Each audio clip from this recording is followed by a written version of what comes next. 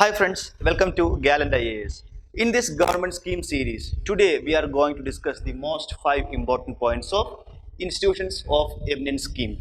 And at the end, we will be discussing a model question based on UPSC pattern. So let's get started. The aim of institutions of eminence scheme is to project 20 higher educational institutes into global recognition. That means the aim is to develop 20 higher educational institutes in India to global standards. That is the aim of institutions of eminence scheme. Okay, out of this 20, 10 institutions are public funded and 10 will be private educational institutions. Okay, and the most striking feature is that these selected 20 institutions are given greater academic and administrative autonomy. That means they are given more autonomy in relation to other higher education institutions. Autonomy in the sense, the autonomy to decide fees, to decide course duration, in governance,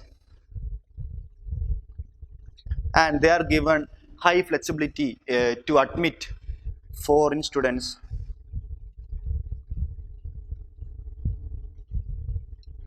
and also higher flexibility to recruit foreign faculty.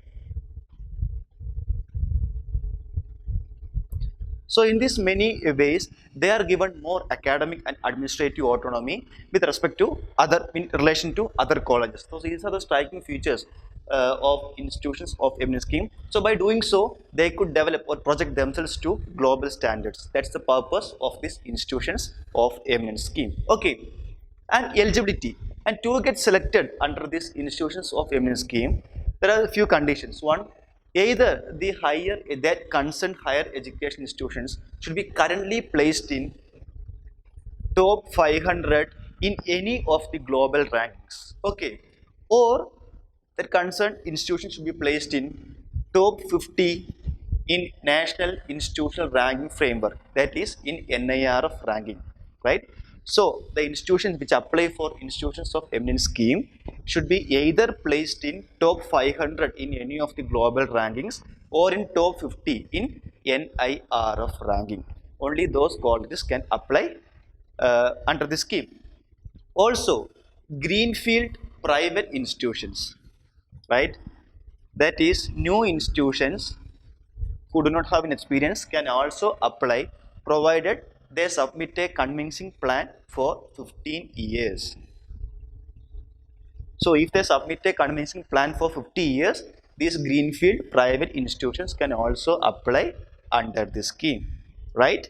And this scheme comes under the Ministry of Human Resources and Development.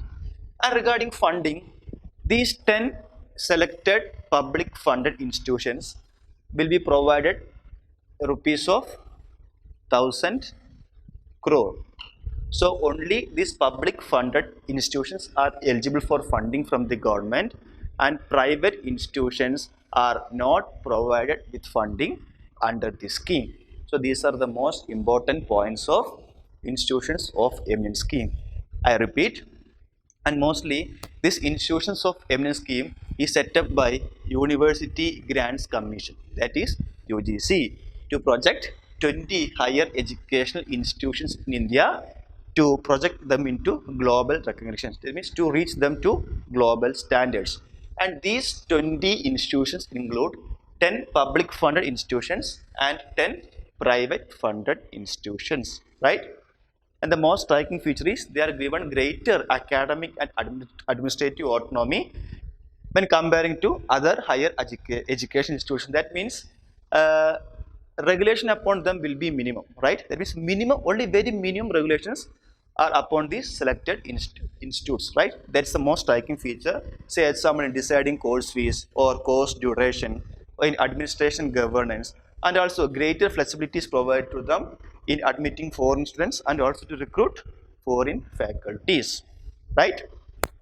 Regarding eligibility condition, either the applying institution must be placed in top 500 in any of the global rankings or in top 50 in NIRF ranking. Apart from that, the greenfield private educational institutions can also apply provided they submit a convincing plan for 15 years, right?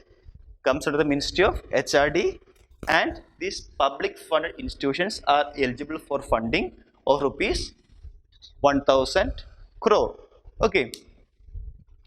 And regarding application of this scheme in mains, say example government policies in social sector or issues related to education or employment, say example how to improve the quality of education in our country or how to improve the employment opportunities, we can say that by projecting these institutions to a global level or global standards, the quality of education could be improved so that their employment opportunities could be enhanced to the global level.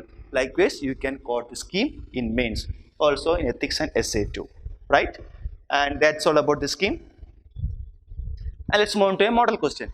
With reference to institutions of eminence scheme, consider the following statements. It aims at developing higher educational institutions to global level. Only public funded institutions are eligible to apply under the scheme. Selected institutions will be under strict regulations by University Grants Commission to ensure the quality of education. Which of the statements is or are correct? Okay. So regarding statement number 1, it aims at developing higher educational institutions to global level. Yeah, that's the clear objective of the scheme. Let's say statement 1 is right here. Regarding statement number 2, only public funded institutions are eligible under the scheme. No, out of this 20, 10 is public funded and 10 private educational institutions are also eligible to apply under the scheme. So statement 2 is wrong here because statement says that only public funded institutions are eligible under the scheme. No, private institutions are also eligible. So statement 2 is wrong here, right? Just because statement 2 is wrong, B should not be the answer, C should not be the answer, and D also should not be the answer because these three options contains the statement number 2. So we directly reach the answer, that is option A through elimination method, right? Anyway, let's move on to statement number 3. Selected institutions will be under strict regulations by UGC to ensure quality. No, they are given maximum autonomy and they are not under strict regulations by UGC.